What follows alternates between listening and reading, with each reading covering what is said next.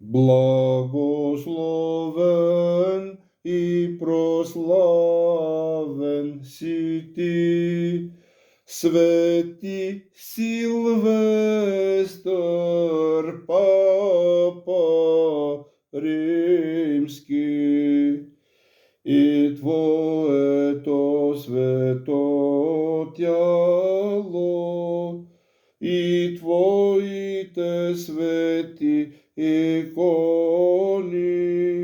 и Твоите свети храмове,